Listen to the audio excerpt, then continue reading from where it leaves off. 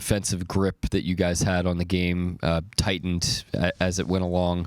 What did you feel on the floor just in terms of how you were able to continue like limiting what they were able to get to? Playing as a unit on that end of the floor, just being connected.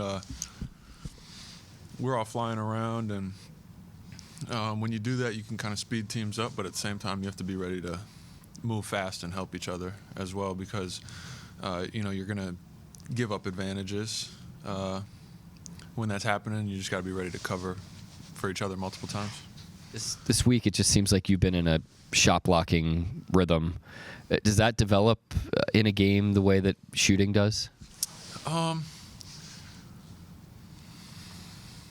Yes and no. I don't know. I look at it kind of like shooting. At the end of the day, I have to go block the shot, but as a team out there, we have to do things right. Like if somebody doesn't swing you the ball, you can't make the shot. The same way as if we don't do the right things as a team on that end of the floor, the offensive player isn't sped up enough. They see me coming, they make the skip.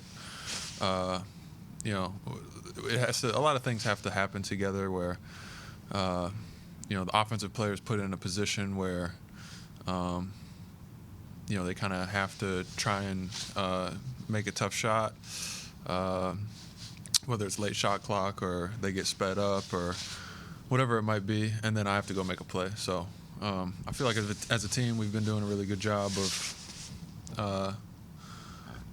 like I said, playing as a unit, and then I've just tried to emphasize having their back, because at the end of the day, if they try to speed guys up and I'm not there on the backside to have their back, the whole chain kind of loses trust in the process. So just trying to make sure I'm doing my part in our defense, I guess.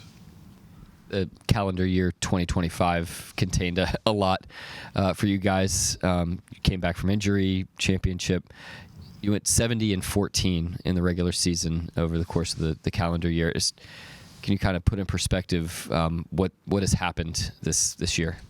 Yeah.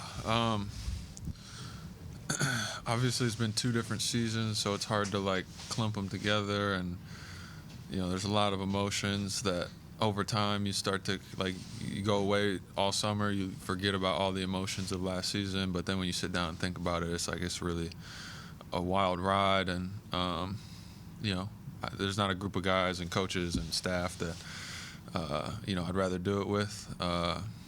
They got my back through and through, I got their back through and through, and we've been able to do a lot of really good things, and I think there's no reason for us not to kind of continue that going forward and keep trying to be the best versions of ourselves.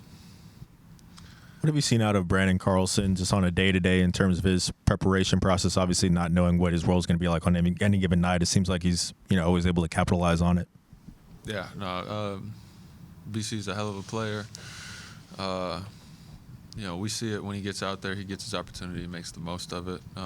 Doesn't surprise any of us. We see him come in every day, put his work in, make sure that he's ready for when his name is called. And, tonight is kind of just a example of that. He was great tonight. Chet, how tough is it to toggle between playing the 4 and playing the 5, or do you feel pretty comfortable at both those spots right now? I'd say it's probably the hardest. The hardest thing about it is probably, I wouldn't say the difference in skills necessarily. I'd say it's kind of the difference in mindset of how our team plays. Me and Hart play very different styles at the 5, I guess you could say. In some ways, we have a lot of similarities as well. And when we have 1 big versus 2 bigs, we play differently. And, when I'm at the 4, a lot of the looks out there are different. But a lot of times, even if I'm at the 5, I'm getting guarded like I'm playing the 4. So, it really has less to do with 4 or 5. It's more so just understanding early in the game how I'm being played on any given night, and then kind of snapping into, okay, what do I have to do to, maximize what I can do out here by how I'm getting played and what we're trying to accomplish too. Kaysen's steals numbers have really taken a jump this year. I think he's leading the league in steals right now. As someone who's played with him for the past 3 years, what's it sort of like in practice playing against a guy like that, trying to dribble and pass around him?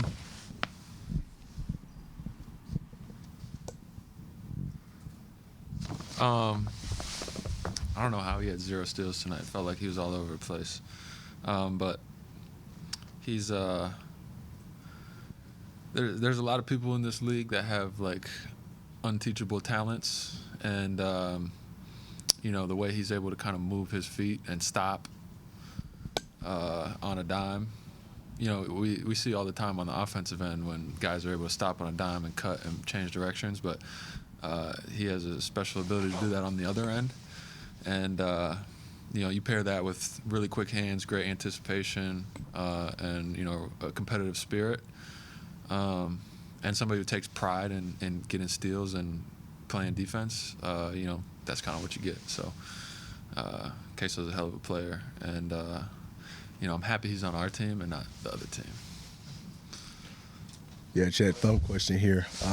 Just outside of the obvious, what was your most memorable moment in 2025? Well, what's obvious, like outside of basketball stuff? Winning the championship and those festivities. I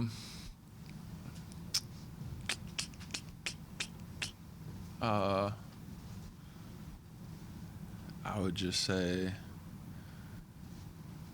I don't know, there's too many moments, man. Just coming into work every day with a great group of people. That's what I'd say. Yeah. Thank you, y'all. Happy New Year's, everybody.